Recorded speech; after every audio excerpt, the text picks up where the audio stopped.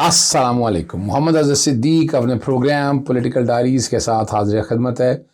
چیزیں بہت تیزی سے تبدیل ہو رہی ہیں، یعنی آپ اس کو اس کانٹیکس میں مت دیکھیے گا. دو تین بڑے اہم ایشو جس سے ڈسکس کر رہے ہیں کہ صدر پاکستان نے الیکشن کی تاریخ کیوں نہیں دی. قومی اسمبلی کی الیکشن کی تاریخ صدر پاکستان کی آئینی ذمہ داری تھی اور وہ ہے ان کی ذمہ داری. الیکشن کمیشن کا کوئی کردار نہیں اور صدر نے باقاعدہ خط بھی لکھا. اس کے بعد خاموشی کیوں ہے؟ باتیں ہوئیں کہ chief of the army staff اور D G I S I ملے. پھر اگلی جو باتیں ہو رہی ہیں ڈی جی آئی ایس کی مدت ملازمت ختم ہو رہی ہے، ایکسٹینشن کے حوالے سے ہے. پھر ڈی جی سی سے اختلافات کی باتیں ہیں. آپ بہت سی گفتگو سنتے رہے ہوں گے. ان کو لازمی نہیں ہے کہ ان کے حقائق سے یہ جو کہ افواہیں اڑائی جاتی ہیں، اڑتی ہیں اور وہ کانوں تک لاتی ہے. اور اسی طرح ایک باقاعدہ ایک یہ بھی بیانیہ بنایا جاتا ہے. دیکھیں ایک بات یاد رکھیے گا، جو ملک سے Pakistan there is no compromise on the integrity of a nation اور ریلیجن. جو ملک سے پیار کرتا ہے نا، جو دین سے پیار کرتا ہے، وہ ایسی باتوں پہ کوئی یقین نہیں رکھتا ہے. پھر وہ ایجنڈا چلایا جاتا ہے، ڈیوائڈ اینڈ رول، تقسیم. یعنی یہاں بھی باقاعدہ ایک پلان کے تحت یہ کام کیا جاتا ہے. اور اس وقت موو بننے کی ضرورت ہے، لوگوں کو سڑکوں پہ آنے کی ضرورت ہے، عمران خان کے ساتھ کھڑا ہونے کی ضرورت ہے. آپ دیکھیں نا، جج کا چلے جانا چھٹیوں پہ 7 دن کے لیے. بیماری ایسی کون سی بیماری ہے کہ آپ 7 دنوں کی چھٹیوں پہ چلے جائیں؟ سوال تو اٹھیں گے نا. پھر اسلام آباد ہائی کورٹ کی خاموشی، پھر اور باقی چیزیں اگر اٹھا کر دیکھیں تو میں اصل مدعے کی طرف واپس آتا ہوں کہ جناب صدر پاکستان سے جو ہے نا اور نگران وزیر قانون اور باقی لوگوں کی جو ہے نا انتخابات پر تبادلہ خیال ہوا. احمد عرفان اسلم جو ہے، اور یہ بتایا گیا ہے اور انہوں نے لکھا بھی ہوا ہے باقاعدہ صدر پاکستان کے اپنے ٹویٹر اکاؤنٹ سے ہوا ہے کہ عام انتخابات کے انعقاد سے متعلق کئی امور جو ہے نا اس پر گفتگو ہوئی. اب نگران وزیر قانون کا کیا کام ہے صدر پاکستان سے ملنا؟ الیکشن کے انہوں نے تو صاف اور شفاف الیکشن کرانے، ڈیٹس آل. الیکشن کی تاریخ کرنا، ان میں ان کا کوئی رول نہیں ہے. اس کا مطلب کیا ہے کہ کوئی نہ کوئی کام کر رہا ہے ایسا جو صدر سے رابطہ کیا گیا.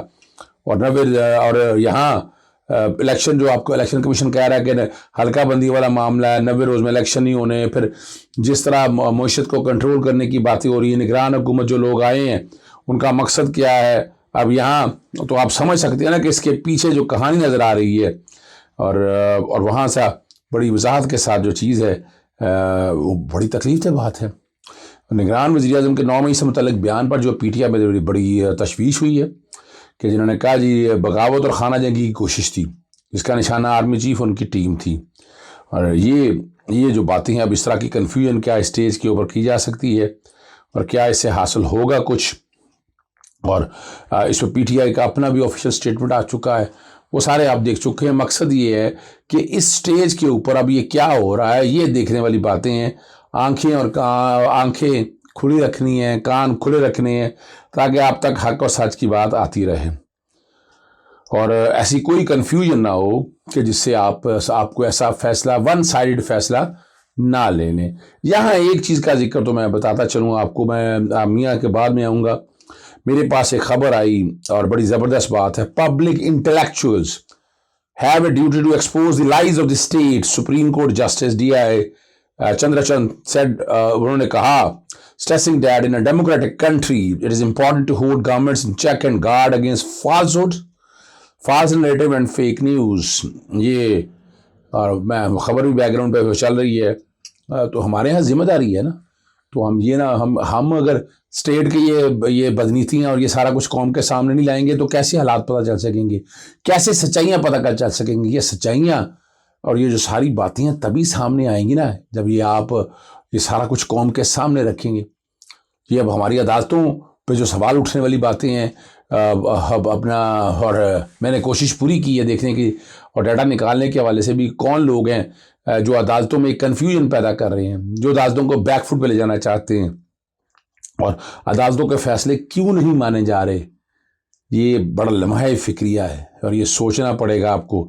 اگر آپ اس طرف توجہ نہیں دیں گے تو بڑے مسائل پیدا ہوں گے آپ لوگوں کے لیے، بہت سے ایشو سامنے آئیں گے. اور آخر میں جو میں نے گفتگو کرنی ہے کہ نواز شریف جو واقعی پاکستان میں آ رہا ہے تو کیا کچھ ہو رہا ہے، کیا کچھ بیہائنڈ دی پکچر، کیا پلان کیا بنایا جا رہا ہے. یعنی نواز شریف کو ہیرو بنا کے پیش کیا جا رہا ہے کہ جو پچھلے اتنے عرصے میں کچھ نہیں کر سکے، 17 مہینے میں کچھ نہیں کر سکے، اور اس کے لیے ایک پیسہ لگا کے کیا کچھ ہو رہا ہے وہ بھریں گے۔ لیکن ایک بات جو میں نے وہ کرنی ہے، وہ چینی کا جو بحران جو ہے نا وہاں آپس میں پھوٹ پڑ چکی ہے، رانا ثناء اللہ کا ذمہ ڈال دیا پاکستان پیپلز پارٹی، اور کسی حد تک بات سچ ہے، یہ میں مانتا ہوں پیپلز پارٹی کو جو یہ کہنا ہے۔ اور سینیٹر تاج حیدر نے کہا ہے کہ 1.8 ملین ٹن چینی اسمگل کرنے کی اجازت دی، جس سے اسمگلروں نے بڑی تعداد میں ڈالر کمائے، اور نوید قمر نے قانونی طریقے سے 2.5 لاکھ چینی برآمد کی، جس کا مقصد ملک کے ضرب مبادل حاصل کرنا تھا، لیکن بدقسمتی احسن اقبال ساری خرابی کا ذمہ دار نوید قمر کو دے رہے ہیں۔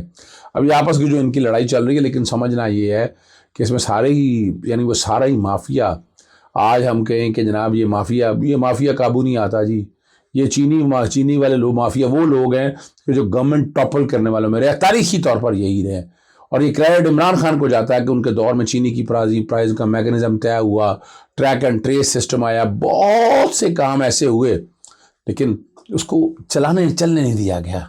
اب اس میں کون کون لوگ قصوروار ہیں، ایک دوسرے پہ ڈالنے سے مسئلے تو حل نہیں ہوں گے نا جی۔ احسن اقبال نے جو بات کہی ہے، اب احسن اقبال نے ٹوٹل جو وہ پیپلز پارٹی کے اوپر ڈال دیا۔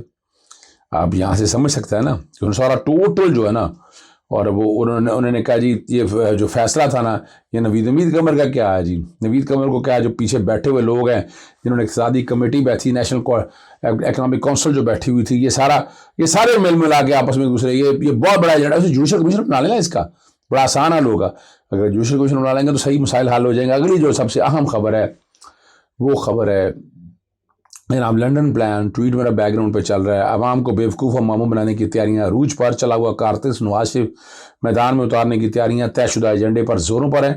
جھوٹا بیانیہ بنایا جائے گا کہ نگران حکومت پی ٹی آئی حکومت کے معاشی حالات خراب ہوئے اور مہنگائی قابو میں نہیں آ رہی، اور ملک کی تباہی کی ذمہ دار 14 سیاسی جماعتیں نالائق قیادت، خودغرض اور اسٹیبلشمنٹ جو ان کر لے کر آئی ہے۔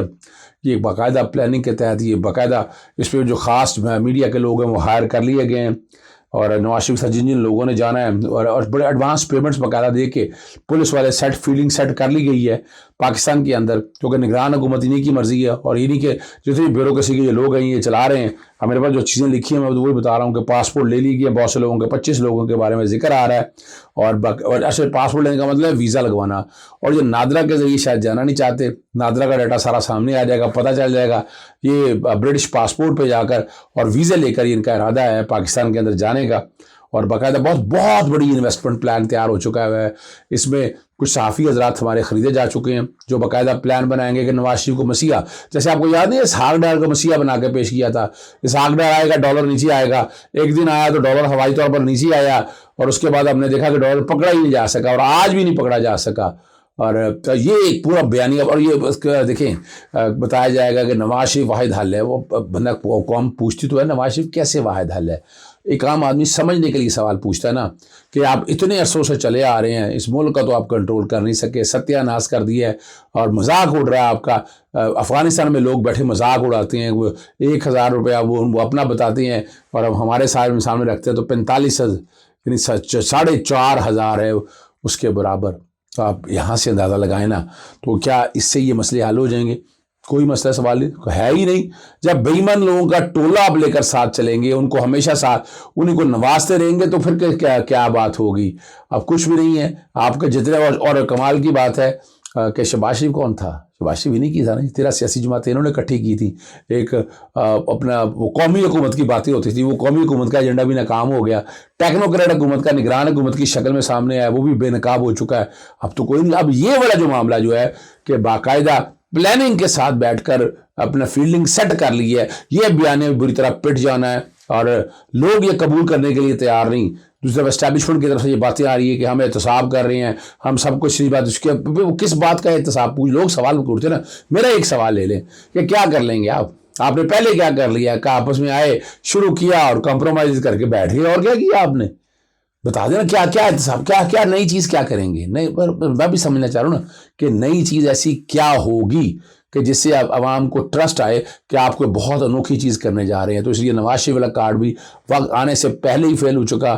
15 اکتوبر کی ڈیٹ وہ بتا رہے ہیں کہ 15 اکتوبر سے پہلے یہ سارا پلان یا سیٹ کیا جائے گا، فیلڈنگ میں نے آپ کے سارے بتا دیے، اور ان چیزوں کو لا کر ایک کوشش کی جائے گی کہ اب اس قوم کا جو واحد جو ہے نا جو واحد اپنا حل جو ہے یا واحد امید جو ہے وہ نواز شریف ہوگی.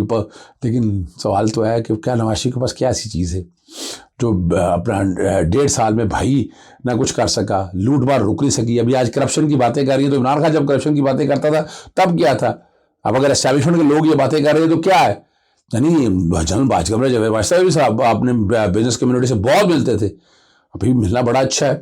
آپ بہت کچھ کوشش کر سکتے ہیں. اس ملک کی اکانومی میں جو بھی رول پلے کرتا ہے وہ رول پلے کرنا چاہیے, لیکن یہ کہا جائے کہ اس کے کوئی دورس نتائج ہوں گے, وہ شاید میرے جیسا آدمی پانے کے لیے تیار نہ ہو. اجازت چاہتا ہوں. السلام علیکم, اللہ حافظ. پاکستان زندہ باد.